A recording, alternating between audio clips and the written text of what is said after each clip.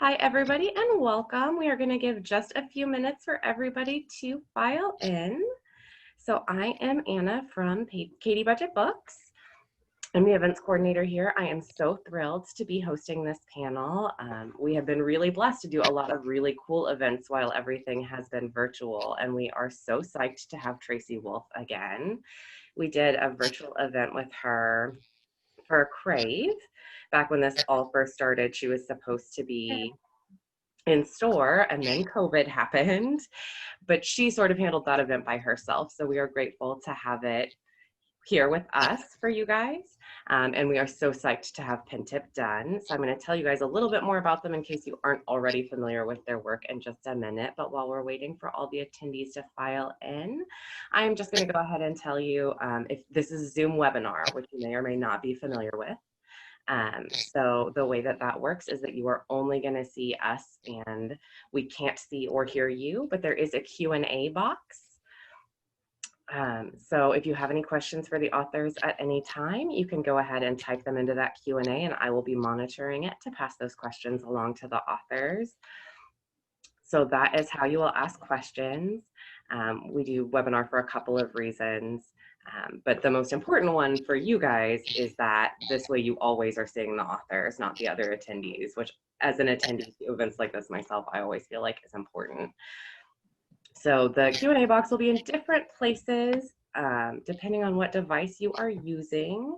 It's along the bottom on a laptop, but you can also put something in the chat. I am monitoring that also. So if you have any questions, feel free to type them wherever you can find, and I will make sure to get to them at the Q&A time. So thank you all so much for joining us today. There we go. Okay, so I think we are all set now. Probably some people will start filing in a little later because we started a little late, so we weren't here when everyone expected us to be. We were having technical issues per usual. That is the fun part of virtual events. But we are so thrilled to be doing this YA event. We have not had the opportunity to do a whole lot of YA events during all of this, and I am so psyched that this is our first one.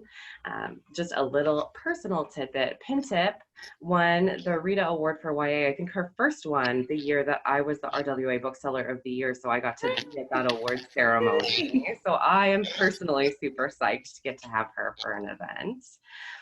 And Tracy, of course, has been a longtime friend of Katie Budget Books, so we are always stoked to have her. And I am selfishly very thrilled that the release date schedule for this trilogy got moved up from the original plan.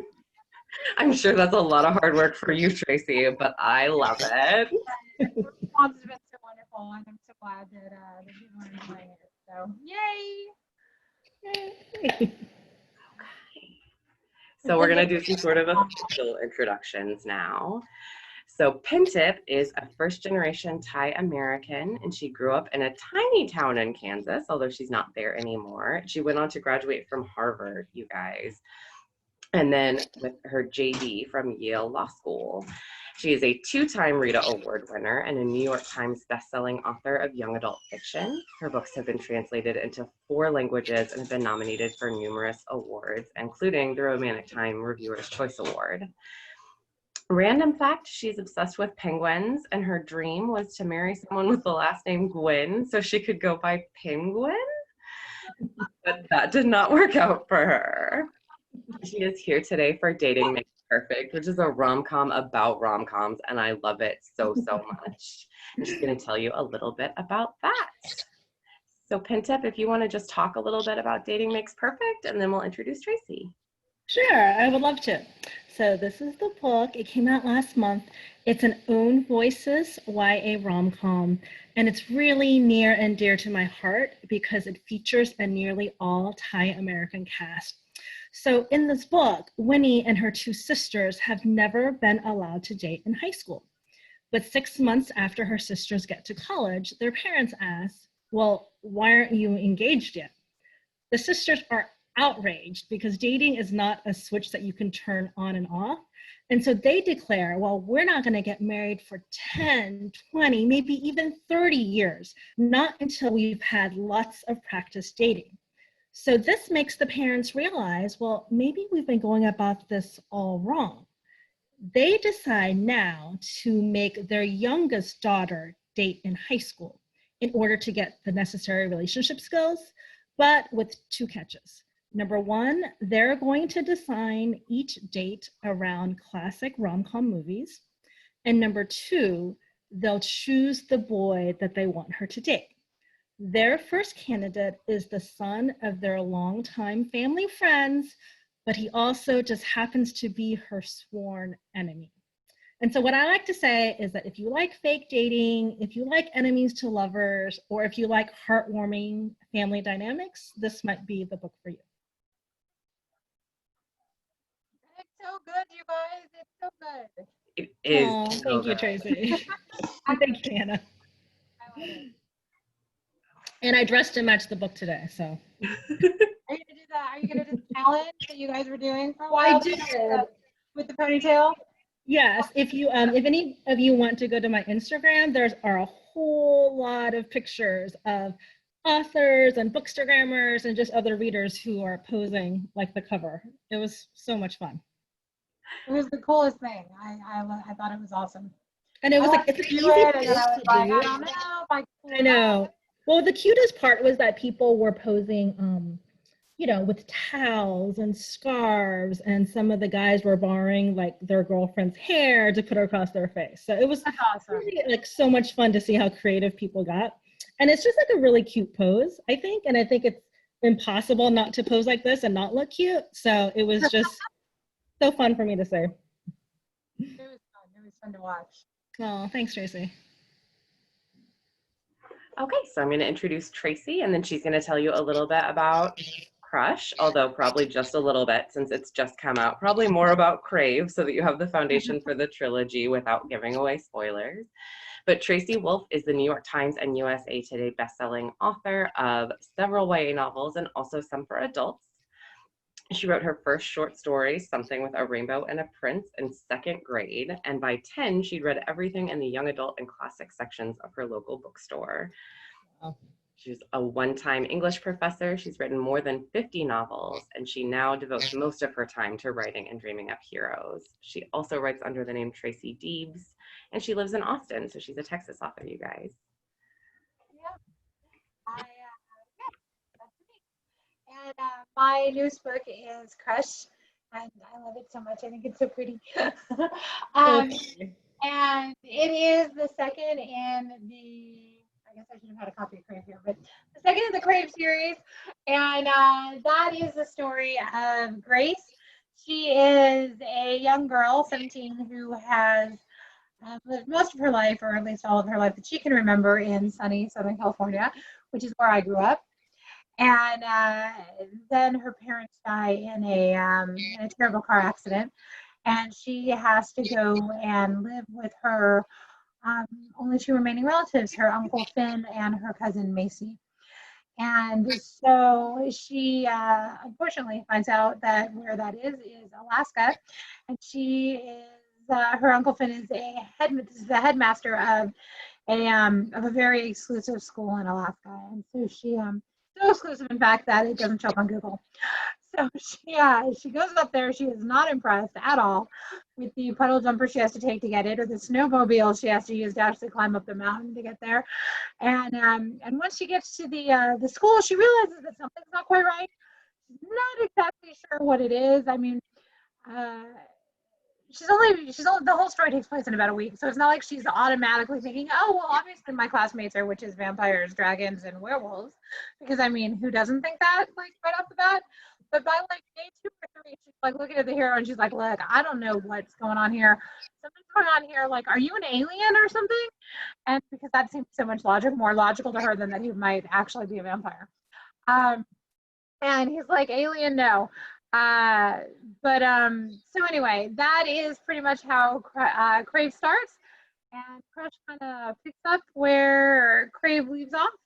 And we find out that Grace is maybe a little more than she thought she was when she first got to the school for paranormal creatures. Nice. So anyway. So I stayed up late reading both of these books, and they're Oh, you're obviously kidding. very different novels. And I know for teens, staying up late is not necessarily out of the norm, but I'm a mom of small children, so that's a big deal for me, giving up my sleep. They are great in very different ways. Crush is kind of a thriller, right? Like some of the underlying storyline, although they're both very romance heavy, which I personally adore. Um, and so there's that where you kind of expect to be on the edge of your seat. But with a rom-com, you don't expect that as much. But it was just such a delightful read that I could not stop. And part of what I loved about both of these books is how immersive their cultures were. So with Pintip, your Thai American culture, you just really feel like you're in it while you're reading. And then Tracy, obviously, your culture is a very different kind of made up sort of, but it's such a complicated world that you have gotten so like down into with the readers. That's really incredible. So do you guys want to talk a little bit about that? Yeah, sure. Oh, sure. Thanks, Tracy.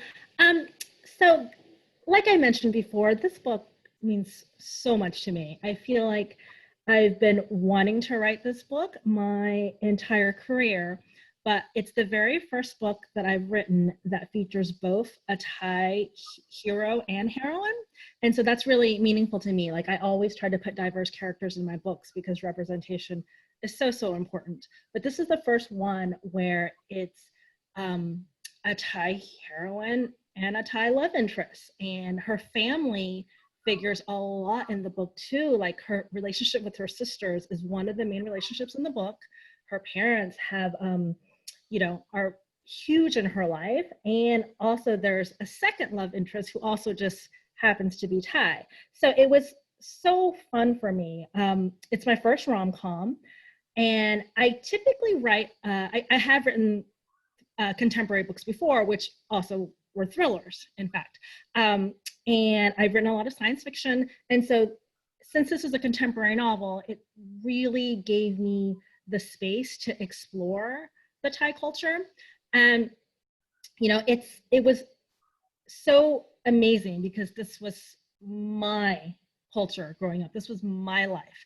And so it wasn't even like, my intent wasn't like, oh, I'm just going to teach everyone about Thai culture. Like that wasn't the intent. It's just, that's who this character is. And this is just, regular life for her, regular, like these are the customs that they have. These are the foods that they eat. These are the holidays that they celebrate.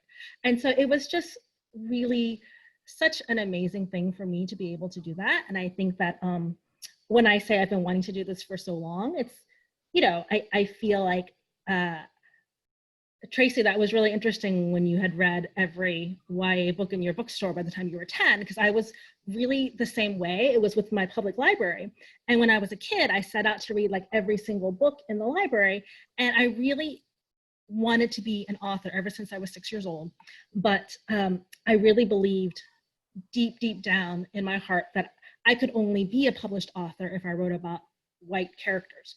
And that was just an assumption that I made that was probably not incorrect at the time, but I was, so unbelievably thrilled when, 5 or 6 or 7 years ago, there was this big push and movement towards like reading diverse books, and publishers and readers were much more accepting and embracing of books that feature characters from other cultures. So it was a really remarkable moment for me as an author. And also to see a cover like this, which, if you had shown this to my 12-year-old self, like she never ever would have believed that there could be a cover like this with this beautiful, beautiful Thai girl on it, and where it was something that like, embrace and accept it, that a Thai girl can be beautiful. I think that would have done amazing things for me when I was growing up. And so I hope that,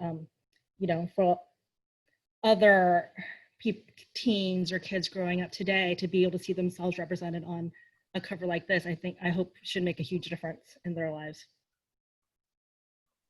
Yeah, representation is so incredibly important. The more fans that I have gained and the more fans I've talked to, I am always so humbled by how much representation means to them in everybody's books, you know. And I think we talked at a different event that we had done about how my children are mixed race, and I have one character in particular in Crave and Question the Crush series, like he'll carry all the way through, and his name is Flint, and he is half Egyptian and half Irish, like my children, and and when they realized that I mean, I wrote him specifically for them because representation is important, and I do want my sons to see themselves in the books that they read, you know.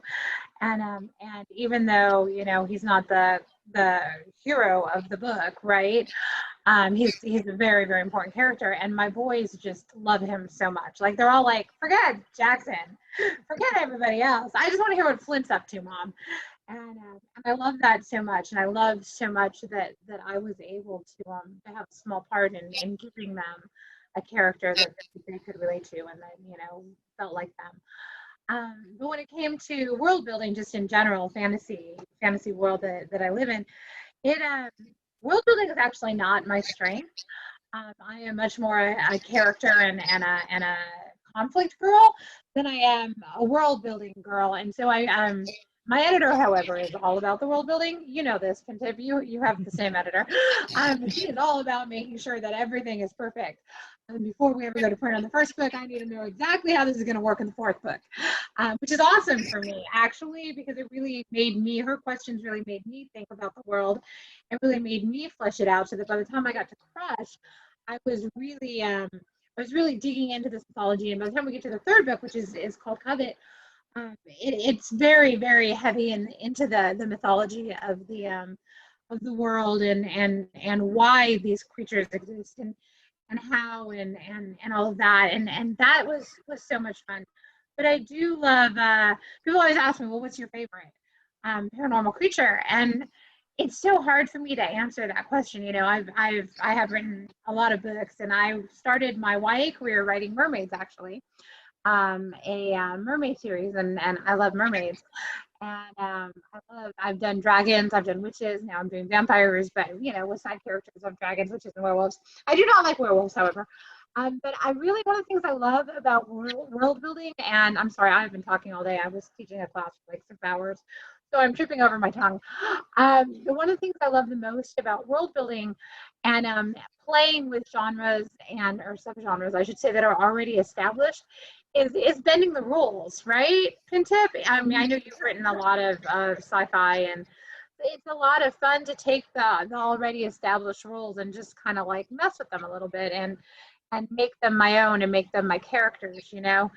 And yeah, so I think it turned world building, which may not be a strength, but turned out to be one of my favorite things in the Crave and Crush series, was just like for example, my vampires can walk in the sun as long as they are not drinking human blood. If they have recently had human blood, then they cannot be in the sun. And so that's like leads to one of the like questions, like, well, how long exactly is it that they can't be in the sun? Like Jackson bites a few people in Crave for different reasons, and so I'm like, so then I'm going through like, well, how long does it take a human being to metabolize something, right? And how long would it take a vampire to, you know?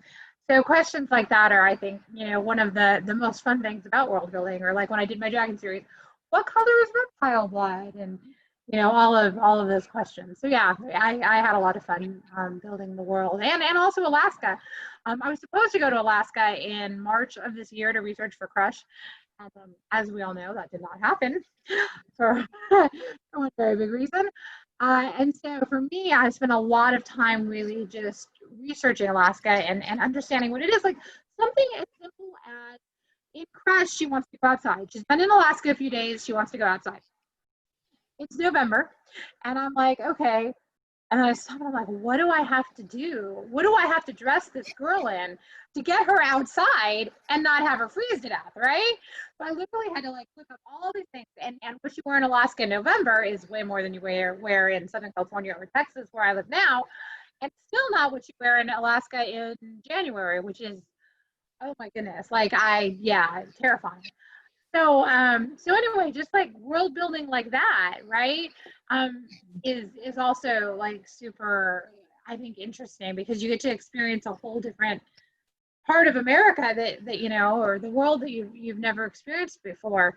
And well, that's the point of books, right? They take you places you haven't been and maybe want to. So yeah, it was a lot of fun doing all of that.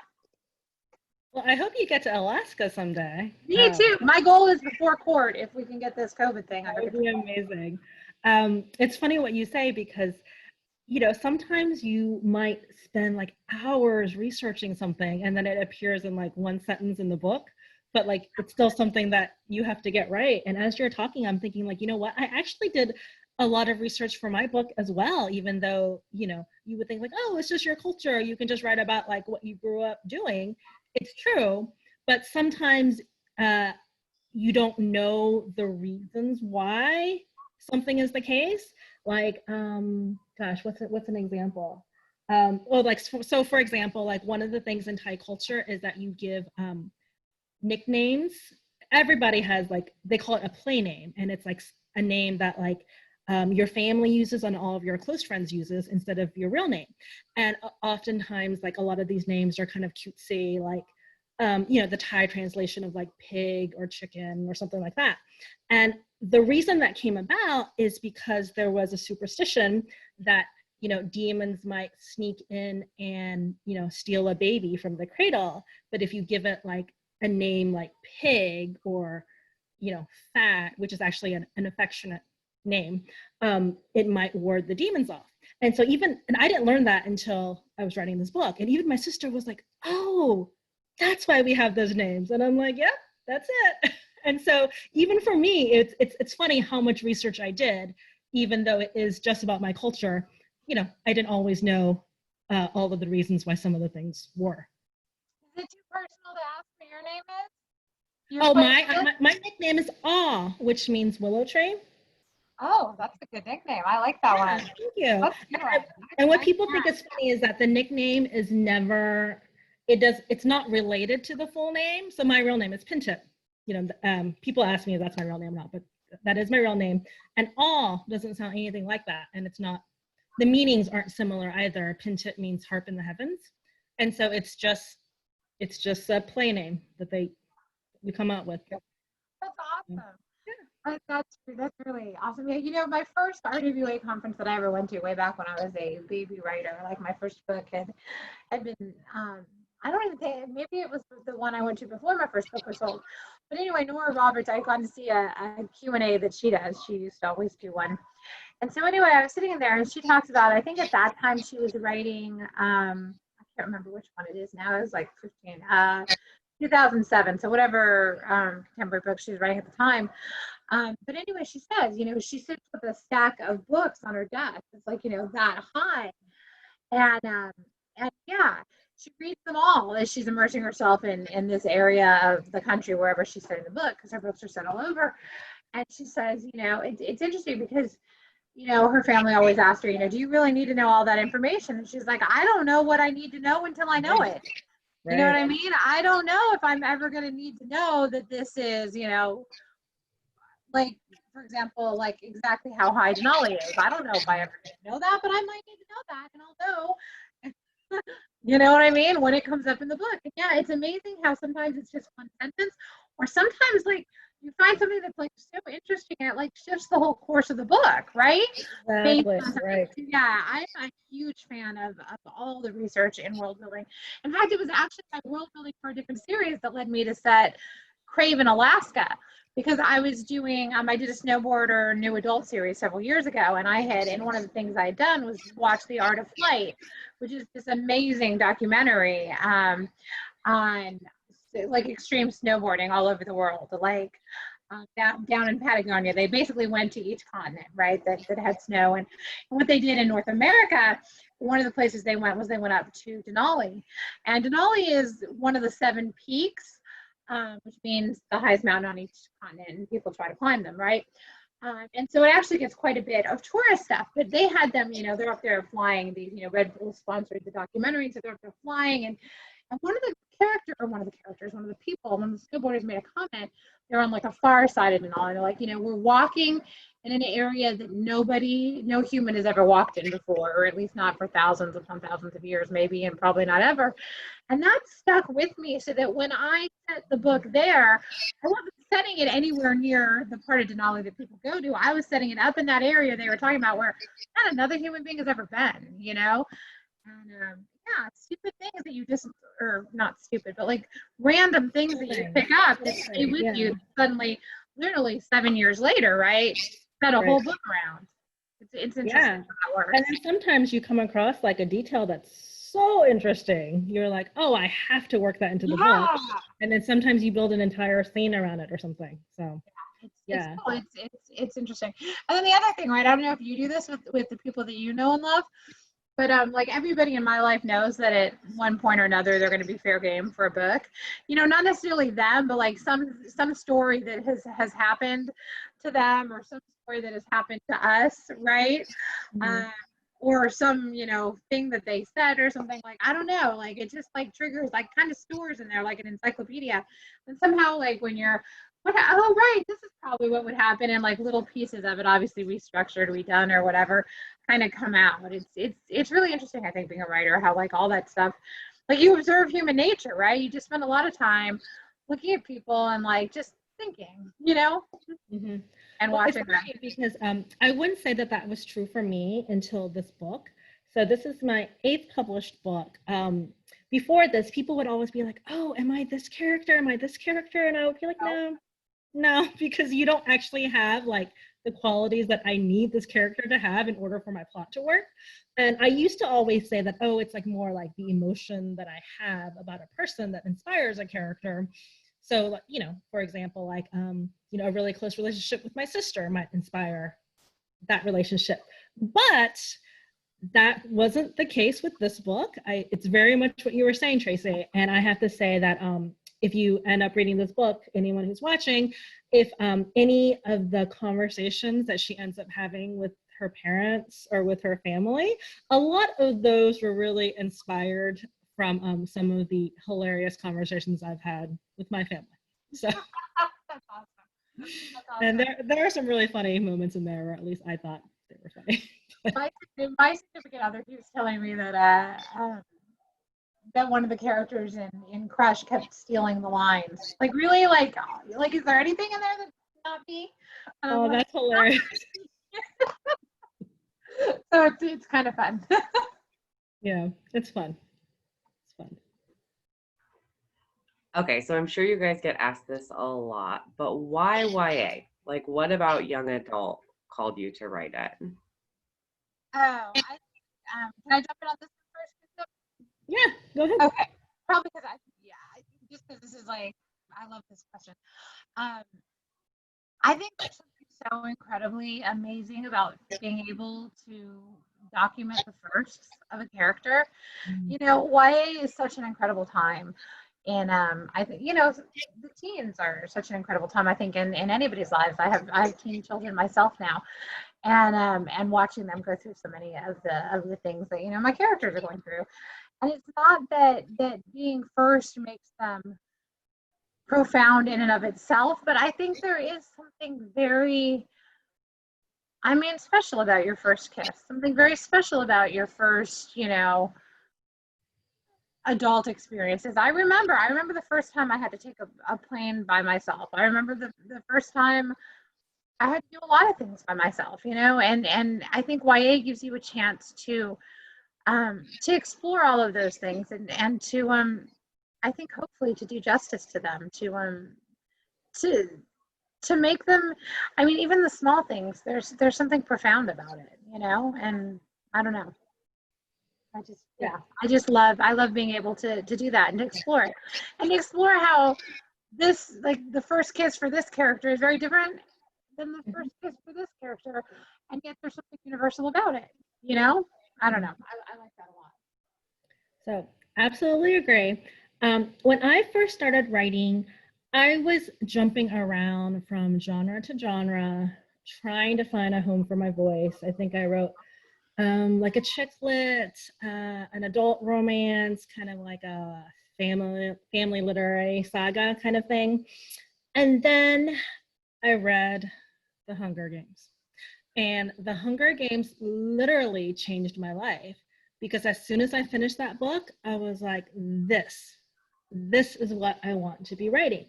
And over the years, I've realized why that is. And I think it's because so much of YA books, it's about a character finding out who they are.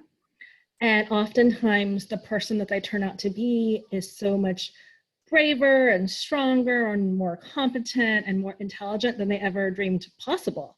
And that's the journey that they undergo. And I find it so inspiring for me as a person, even though I'm way past my teenage years, but I still find it so inspiring. And like when I was trying to get published, when that was something that I wanted so badly, that was my dream, these stories inspired me that I could do it. And I realized that I really loved exploring that journey. And so for me in YA, like I mentioned before, and and Tracy writes in a ton of different genres as well, but science fiction, thriller, rom-com, like these are all across the board different types of stories, but they all have this in common. They're all about characters finding out who they are.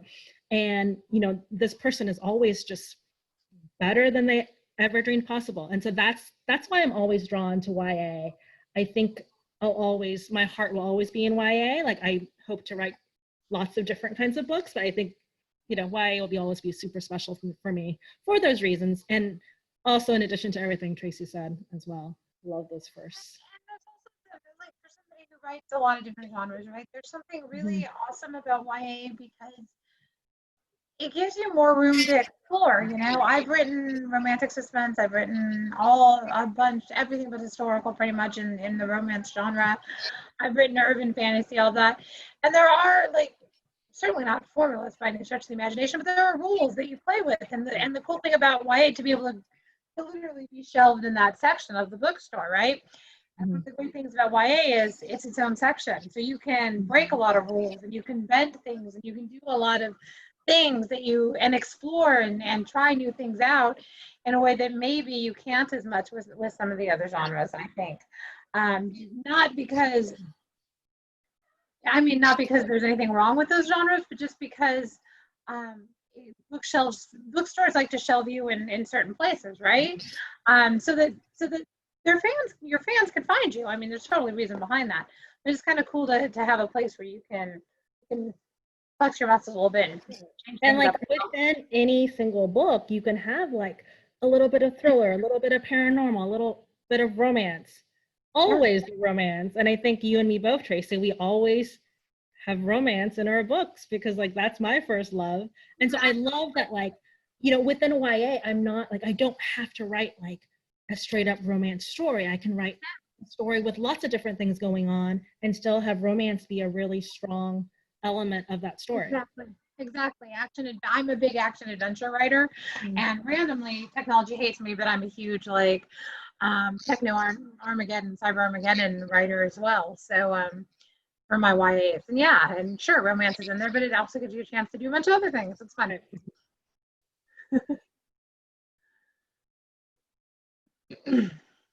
Romance is also when I mentioned before about how YA is this journey of finding yourself.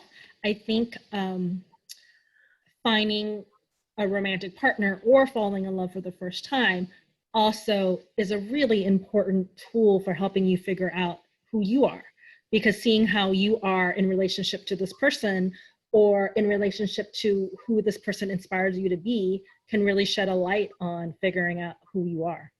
So that's why I also think that romance really does go hand in hand with this journey of self-discovery.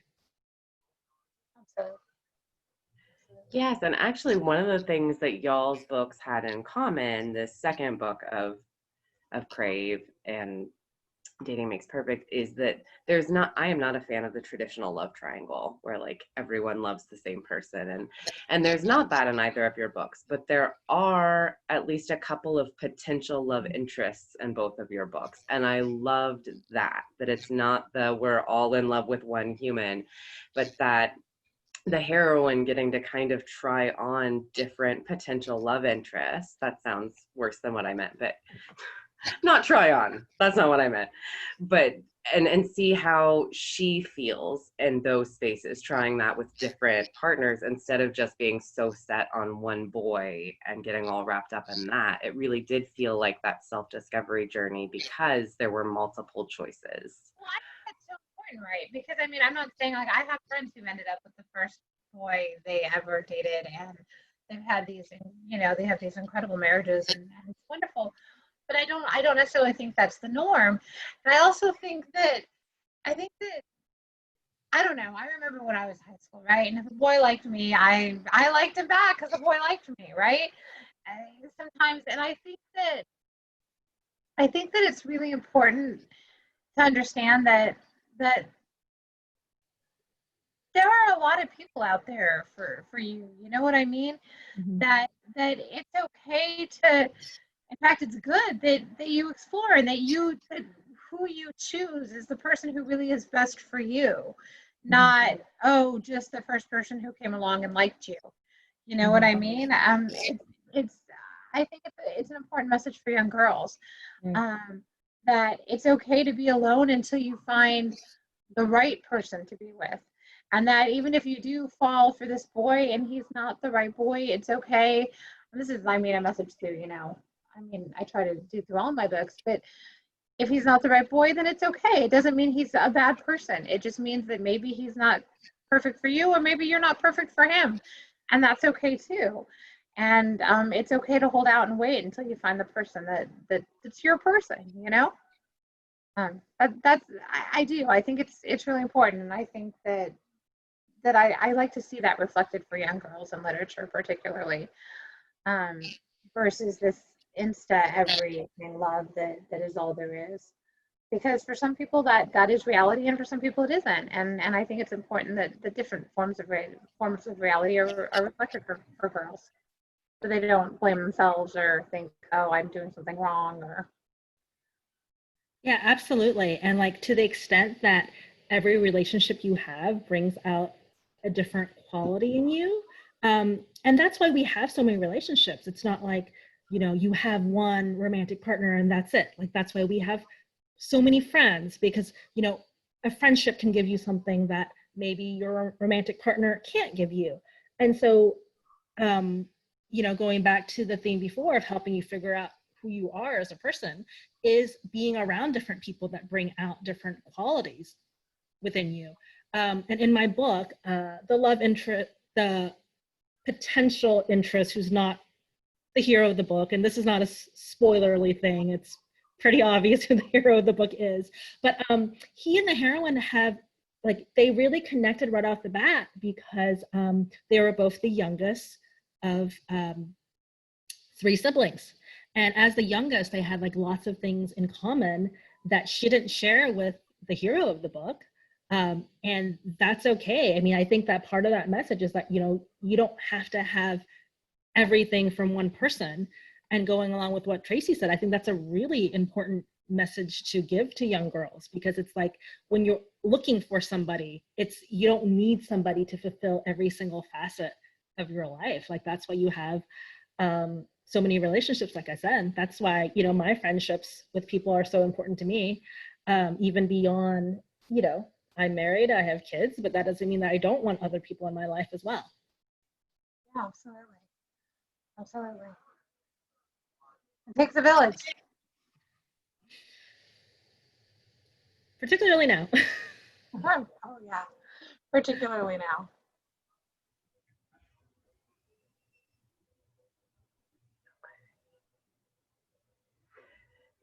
So let's talk about food for a minute. Because I'm going to be honest, Pintip, your book made me really hungry. Right? Oh my gosh. My favorite Thai place is closed in Austin. Has been closed for months I'm now. sorry. And I kept reading your book and being like, my favorite Thai place is closed. Well, it's so funny because I get that reaction a lot. The funny part is that I didn't expect it and I didn't intend it. And so when I started getting that reaction from people, it actually surprised me. It's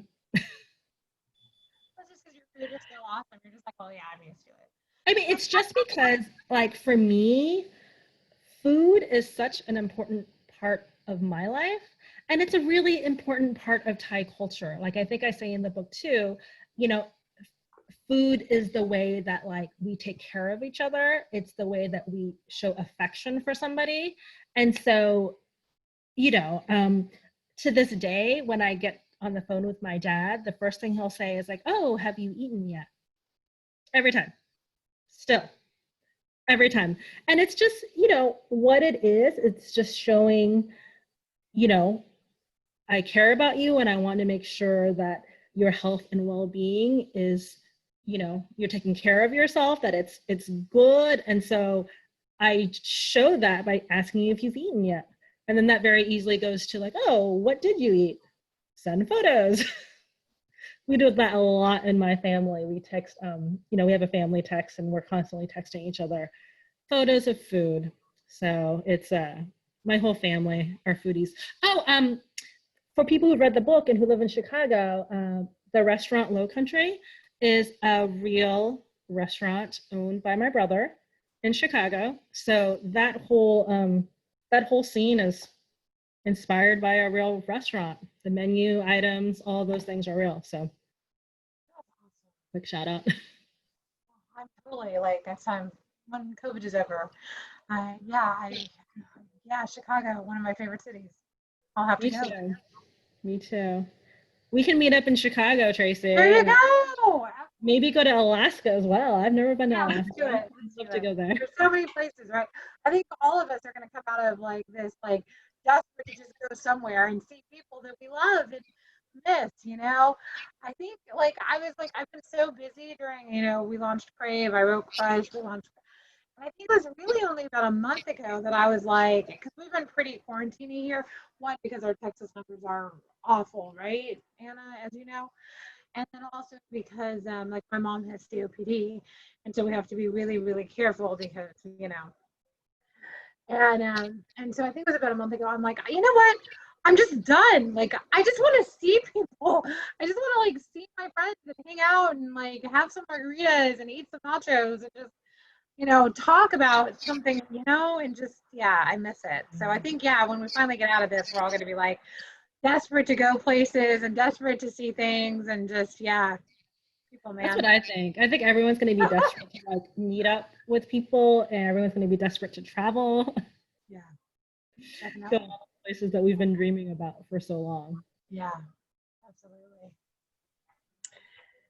Yeah, I know I am. I'm a road tripper by nature, and so we have not done any of that this year, and I am desperate to go road I am tripping. too. That's what I do most summers, is that I toss the kids in the car and then we drive and we'll go to like, you know, I live near DC, and we'll go to like New York and Ohio and St. Louis and Chicago. And so I planned the trip where we're stopping off and visiting people, but the whole trip is like 3 weeks, and we just get in the car and go, and that's what we do. And that did not happen this summer. I'm so jealous. I'm gonna go. We're in Texas, and so like I'm literally directly in the middle of Texas, and so like I could drive all day and not get out of Texas.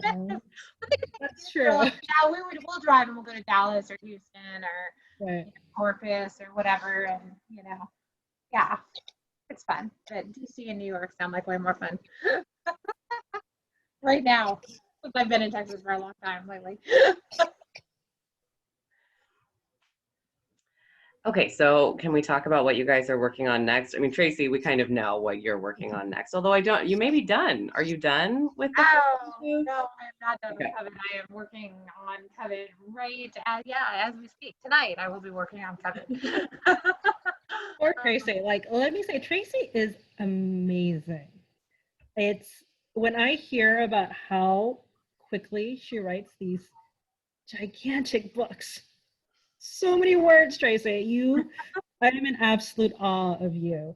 And I don't know how you do it. It's like you don't stop. You must work like almost every second that you're awake. Crush was, yeah, because we moved it up 6 months. Crush was a lot. Like my family, in fact, when I said, okay, I'm diving into my Coven, my entire family, I think were like traumatized. They were like, no, please, God, already? Yes, I Like, know. because like Crush was like 20 hours a day, like hard for like 6 weeks, and then our editor was like crashing it too, and we were all like so like she tells stories of like just being up on Adderall because she or whatever, just trying to like get through it, and and not really Adderall. I don't want you to like think she's. I'm just saying she makes but like yeah, it was like a lot of sleepless nights for us, but Oh my yeah, gosh. I think it turned out okay, so I'm really grateful. But I'm determined. I say this. I always say this. I'm never gonna do that again. And then, but like, there's something like skewed and sick and wrong in me. And this is my process. My process is to like write it really, really fast, and then collapse in like a ridiculous heap who is useless for anything besides like laundry and cleaning house for like a month. Like my brain just doesn't function for like a month after I finish. So I don't know. But yeah, that's what's next for me, Kevin. So pretty soon in a month, I'll be, incapable of speech. What about you? What are you working on, Pintip? Well, first, please tell me that Covet has a easier deadline than Crush. No, I don't know if she does it. I am actually pretty leisurely, actually, compared to Tracy. But I have Chelsea is real. I have two different books that I'm working on right now. I can't say too much about them because they're not under contract yet. But I will say that one of them is a co-authored project, and I've never done that before, and it's super fun and super exciting, and I cannot wait. But yeah, I'm super excited about both projects. They are YA. I think one of these days I will write an adult book. I'm really looking forward to writing an adult book, but that's not here yet. But someday soon, I hope. That sounds like so much fun. I've co-authored 3 different things with people.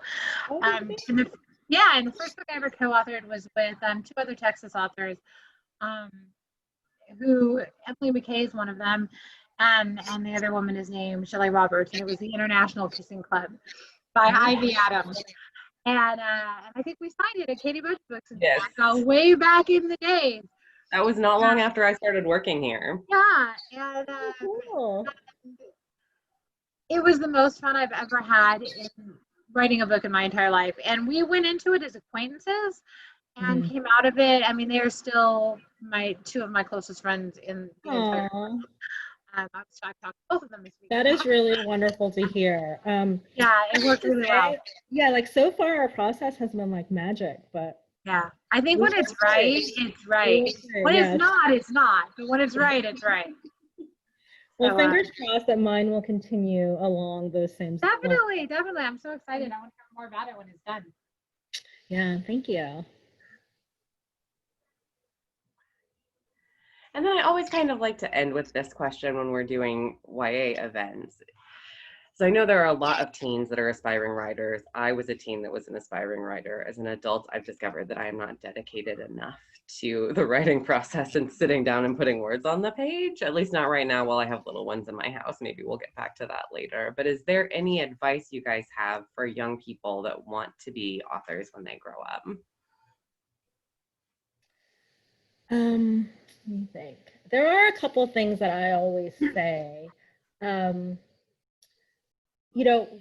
Persevere is one of them. It's a little bit different now because self-publishing is a really wonderful, viable thing. And that wasn't, so big when I was trying to get published initially, but I actually wrote for about 15 years before I got my first offer. And I know Tracy's story is the opposite of this, but just, I think that sometimes it's okay to be rejected. And that's a hard statement. And like, for me, I'm not a person who naturally has very thick skin. Being in this industry has given me a thicker skin. But, being rejected means a few things. It means A, you're putting your work out there, so you're trying. B, it also means that you're learning. And I think that that's what's so important, that like having all those years of not getting published immediately really helped me to learn my craft, like learn the craft of storytelling, and, you know, really improve and become a better writer. And so I think that if this is something that you really want to do, just stick with it. I think one of my favorite quotes is like, let's see, how does it go? The only writer who won't succeed is the one who quits. Or no, maybe it goes like, the only writer who definitely won't succeed is the one who quits. But if it's your dream and this is what you want, you know, it's not an easy road, at least not for everybody, but just stick with it. I actually don't think it's an easy road for anybody, right? I think you think, and I did. I was very, very blessed in that my first two books were picked up by two different houses, and my career kind of launched that way. But the thing is, it doesn't matter. Anybody in this business knows that it goes like this. It's never like this. It's never like that. It's always like this. There are times when, you know, things are going really well, and there are times when you can't get a contract, and there are times, you know, it's just how it is. And yeah, perseverance is everything. And not being discouraged, and understanding that sometimes it's you, sometimes you do have things to learn, and sometimes it's not. You know, you have this, I think a lot of people, and I think even I had this fantasy, like, oh, once you get your first books published, everything's going to be easy. I'm just going to, you know, the fact of the matter is, you're always going to get rejections. You're always going to get rejections, because the fact of the matter is, every time you want to do something a little different, or every time you want to go to a different house, or every time, you know, whatever. So like, let's say I've been writing romance for years, and this is what I'm writing, but I wanted to try YA. Years ago with my Tempest series, you know, I have an editor. I actually had two editors at the time, and things were fine, but I still had to write this proposal up. I still had to take it out, and you take it out, and you take it out to 20 houses. And the fact of the matter is, if you're lucky, one house buys it, right? So you're still getting 90 rejections. And if you're super lucky, maybe 2 or 3 want it. I mean, no matter what, you're going to get rejected. And yeah, I'm not a naturally thick-skinned person either, but this business will make you that way. So it's like, I'm sitting, and sometimes they could be rejecting it because they don't like your writing. Sometimes they could be rejecting it because they have something too similar to put on their list already. Sometimes they could be rejecting it because the editor personally doesn't like mermaids. I mean, there are any number of reasons, and only a few of them, you know, might actually have to do with, oh, maybe the book needs more work, or maybe, you know, you still have more to learn. So don't be discouraged, and understand that it's never going to be, oh, 100% amazing all of the time. Like, then when is life, you know? But the arts are hard. But I also think that they are worth it. I think that if you have something to say and a story that you want to tell, I think that you owe it to yourself to tell it, you know? So yeah, don't give up. And read, right? This is the other thing. Everybody always hates it when we tell you this, but read, and this may be the English teacher in me, I don't know. But read. One, read in the genre you want to write in, because you understand, you learn conventions, you learn all different kinds of things too. But also, reading, it gives you an understanding of story, right? Long before, you know, I ever really studied story structure, I understood what story structure was, because I'd read so many books. You know, you understand that there's a climax, you understand that there's a black moment, you understand that there's all of these things, because you see them over and over and over again. And it also gives you an understanding of language, right? Like, what words fit better together? Like, what's the best way to say this? Because you've seen it so many different places, and you see, you develop this love of language and how words fit. And I think that every writer, you know, needs that as well. So yeah, absolutely. Like, when I first was talking earlier today about how I read The Hunger Games, and I was like, okay, this is what I want to write. And YA was a new genre for me. So the very first thing I did was read 60 YA novels. Before I wrote a single word of my YA novel, I read 60. And it was precisely what Tracy said, like, not only to understand story structure, but just kind of to understand the conventions of the genre. That doesn't mean you have to follow all the conventions, but you can't break a convention unless you understand it. You can't, you don't have to follow the rules, but you need to know what the rules are Yeah. so you know when you're breaking them and why you're breaking them, and you have a reason to do it. Right. You can't just randomly break a rule because you didn't know that that was a rule in the first place. Exactly. Doesn't count. It's a very good story. You just have to. Yeah. So I hope that helps. Yeah, great advice. All right, ladies. Well, thank you so much for joining us today. This was a lot of fun, and I love both of your books. So I always fangirl a little bit of these events, I feel like, but they were both so great. And so we were really excited to be able to have you guys today. So thank you very much. Well, thank you so much for having us. It was really a lot of fun, and I always love going anywhere with Pintip. She's so amazing, and I love her books so much. Oh, thank you, Tracy. I could say the exact same thing. It's always so fun to hang out with you. And thank you, Anna. Thanks for having us. It was so much fun to be here. I really appreciate it. Definitely. Thank you. Thank you, Pete. Thanks. And attendees, thank you all so much for joining us. And we do still have signed copies of Crave and Crush available in store, and book plate signed copies of Dating Makes Perfect. So you can order them still through the event page on our website. So thank you guys for joining us also. So bye, everybody.